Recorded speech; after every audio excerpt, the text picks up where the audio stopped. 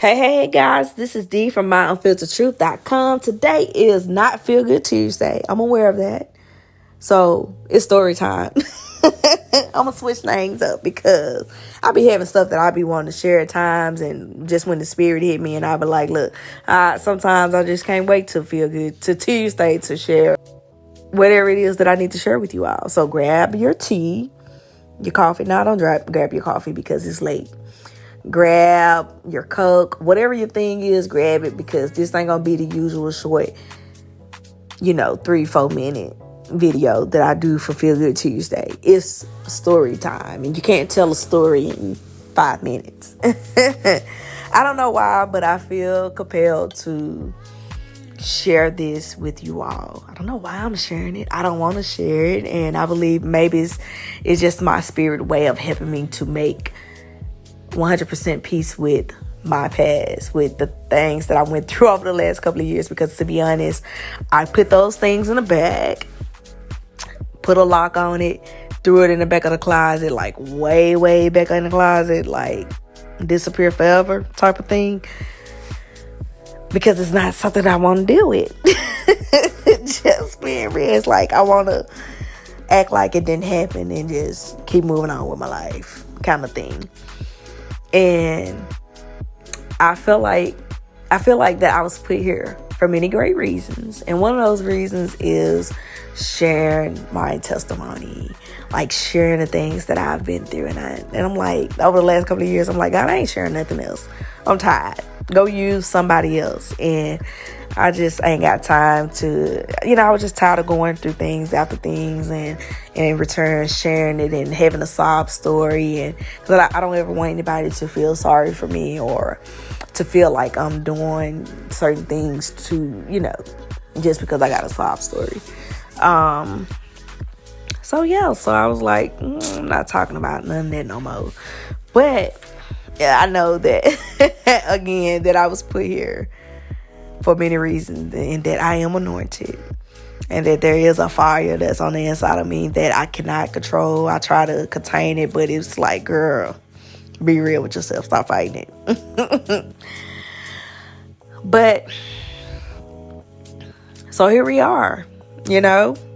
I've been wanting to do things my way, the way of the world, while still having God on the side. Like, God protect me now. Don't, let nothing happen to me. But I'm still finna do what I want to do. I'm real rebellious. And I'm just being real. The thing is, you got to have a relationship with God. And when I say relationship, an intimate relationship, like you have with everybody else, with your friend girls, your mom, whoever, it's the same thing. Because, it's like we think of God as this strict being that we can't be real about things. Hello, he already knows. But anywho, and maybe I'm sharing this because somebody needs to hear this.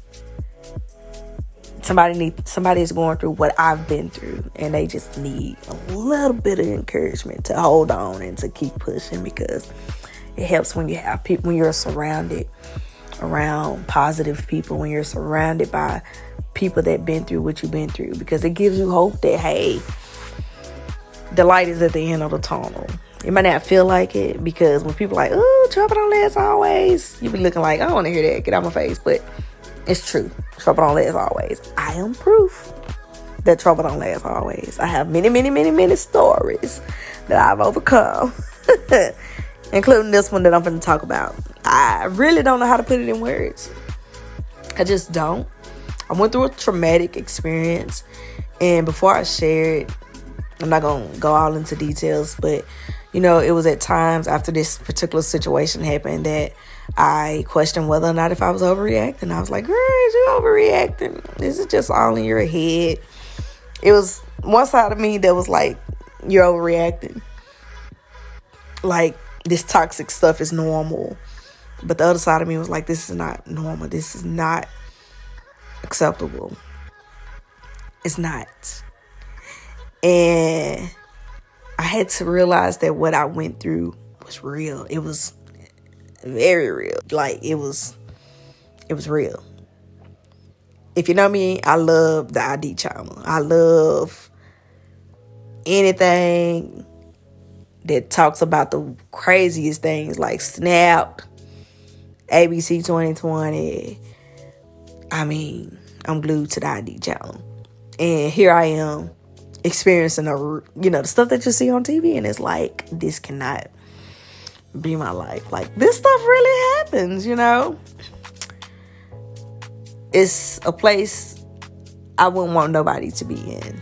A position that I wouldn't want nobody to be in that position, because it's real. And the fear that comes with it is real. It's real. So, a couple of years ago, I was still involved in a toxic situation, and a situation that I should have years ago. It was toxic. And the thing is that when you keep on trying to make something work, it only leads to things like this. And I'm like, why did this happen? I know what could have led up to it, because I played a role in it, but it wasn't to the point to where it went to where it led up to. But see, that's the thing, you don't know.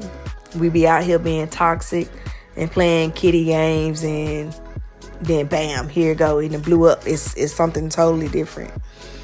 And sometimes we do those things because we're hurt, or we're having a hard time just dealing with stuff, instead of just letting stuff go and letting it be what it be and moving on, so yeah. So a couple of years ago, like I said, I was in a toxic situation. It was at the end. It had ended, but then some other stuff happened, and then, like I say, it blew out of proportion. And I say this, I'm glad that what happened, because it was necessary. It was the thing that I needed. And this person too, probably, I don't know. It was something that needed to happen for both of us, to wake up and realize what's real and to get a grip on life. But anyway, this particular day, I went to a women's empowerment conference. Had the time of my life. Like, it was so refreshing, because I was dealing with all kinds of nonsense, and it was just a lot going on. Went to this women empowerment conference. It was amazing. I met some wonderful people. I networked, not knowing that all hell was finna break loose. Ran into this person, and in that moment of running into this person, I knew instantly, like, my spirit let me know that something was out of the normal. Like, it was like I saw this person, but actually I see the person in the flesh. And if you're spiritual, you know what I mean. But when you're in tune with your spirit, I saw the person in the flesh, but it wasn't them that I was looking at. It wasn't them that I was dealing with this day. It was something totally different this day. Like, it wasn't normal. And it was like I had come face to face with a demon. And I was like, I got to get from out of here.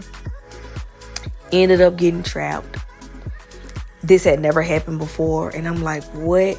The whole time, it was complete silence. Still not thinking that what's finna happen is finna happen. And it was just complete silence. And I'm like, what are you doing? The whole time I'm like in my head, like, what are you doing? And the situation ended up with gunshots being fired. And in that moment, I can't describe the fear. I can't describe how I felt in that moment. It was fear, and it was a whole bunch of other emotions, because I thought life was over. Like, I thought it was the end for me. And that's honestly how I felt. I thought that in a fight for my life. I still don't know why it happened exactly. I don't know if it was to just scare me. If intended on harming me or not harming me for real. I don't know. I still don't know to this day, but it worked, because I'm not going to get out into details, but I said all that to say that I lived an entire year in fear. I couldn't sleep at night. And I felt so alone. I felt like I went through this whole, I did go through it by myself, because it wasn't something that I really wanted to talk about. And then people didn't understand because, like I said, we try to normalize things.